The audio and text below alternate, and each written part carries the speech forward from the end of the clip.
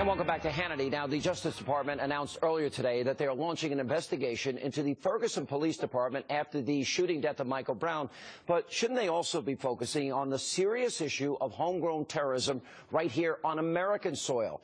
Now, just yesterday, we told you about Abdir Aman Muhammad, an American killed fighting for ISIS in Syria, who reportedly held a security clearance at the Minneapolis-St. Paul International Airport. Well, now there are even more disturbing reports of Americans working for ISIS. Now take a look at this ABC News report on one high-ranking ISIS member. Take a look. This morning, U.S. officials tell ABC News that one of the key ISIS social media architects is a one-time American college student from Boston, Ahmed Abu Samra, now on the FBI's most wanted terrorist list. And also last night, NBC News profiled Donald Morgan and his attempt to join ISIS. Take a look. I purchased a ticket with the intent of entering to Syria, either joining up with medical and food aid convoys or directly with Islamic State. Don Morgan, now 44, was educated at a military academy. He was a member of the National Guard, a deputy sheriff, a bodybuilder, raised Catholic in Salisbury, North Carolina. But does he think he's participating in terrorist activities? Based on the definition, yes. All right, here with reaction from the American Islam Forum for Democracy, Zuhdi Jasser, and from the America Together Foundation, Mike Gauss is with us. You know, let me say to both of you, I think there are three categories. We always hear about the radical Islamists, and I do believe that the rise of radical Islam is a clear and present danger to the world. Then we've got moderate Muslims, too many of which, I want to ask you both, in my view, are silent. Very few fit into the category of both you, Michael, and you, Zuhdi, that are willing to confront and condemn those that hijack this religion. Am I right, Zuhdi? No, yeah, Sean. I think absolutely you're right. And the issue is that the reason there appears to be not enough voices is we continue to have this narrative about violent extremism, and we're not addressing the ideology. I mean, Bill Gertz reported this week that the FBI's domestic terrorism threat analysis doesn't even identify Islamist threat within its entire report domestically. So, you know, this is a problem because the people influencing the president include Muslim Brotherhood operatives that don't want to deal with the problem, that are part of the global Islamist movement, that as long as the West stays dumb and naive to Islamism as a threat, and as long as Muslims then don't have a seat at the table and reform, and Muslims like myself are irrelevant, because when you don't diagnose it as Islamism that's pulling all of these youth into ISIS, then you're not going to deal with the problem and continue this whack-a-mole. What percentage of the world's 1.6 billion Muslims do you believe are radicalized, Zuhdi?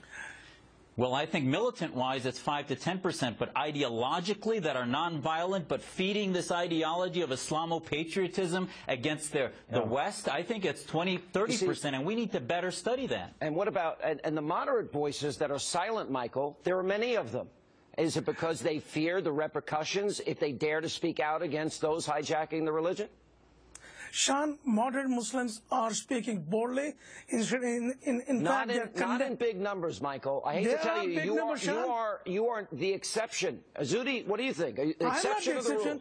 Sean, there is an article at Huffington Post today, and it has appeared also yesterday. It calls for reform, calls for Muslims to denounce the old-time scholars. And how many can you name that are doing it? I had an imam on the program last night. He wouldn't even admit Hamas, whose charter says obliterate Israel, is a terror organization.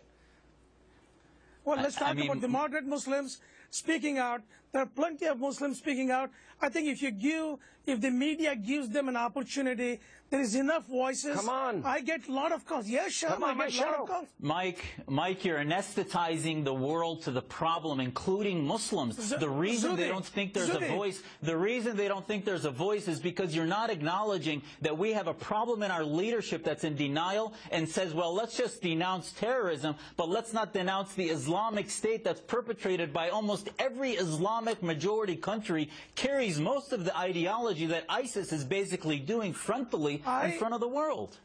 Zuhdi, we do acknowledge that we have to denounce a lot of things that have come from the Sharia, and most of the Islamic countries are not denouncing it. Question. Each time we do that, and Zuhdi, you're wrong about your statistics. Are moderate Muslims afraid to be labeled apostates, and are they afraid of the radicals that if they speak out, they too will become targets of jihad or holy war, or they'll be viewed as apostates who get the death penalty. Zudi. That's exactly what happens, Sean, is that we are told that we are somehow not Muslims because we don't believe in the unification of the ummah, and that ultimately this is what happens in states like Saudi Arabia and Iran, and American groups are silent. They're not taking on these ideas. They simply denounce it. They don't talk about solutions of passages that we need to reinterpret in the Quran, passages in the Hadith that need to be dismissed and said are not consistent with modernity, and unfortunately it's just these anesthetics and bromides that we get from most organizations.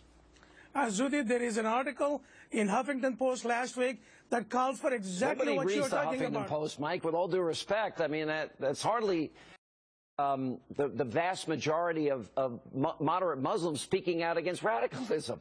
They do, Sean. In fact, I have a 6.7 million followers that read my stuff. Muslims all around the world. Credit, Michael. I give you credit, and I bet you've gotten death threats over even coming on this show. Zudi, actually, I got the death threats from Christians coming on your show than Muslims. It's so hilarious. Mike, the real action would not be speaking against the wacko groups like ISIS that are obviously radical, but speaking against the ideas that fuel them out of Al-Azhar University and out of Saudi Arabia. The fuels of the font of radicalism comes from these core ideologies that nobody wants to confront. Thank you, guys. I'm out of time. I'm just sorry about that. Thank you.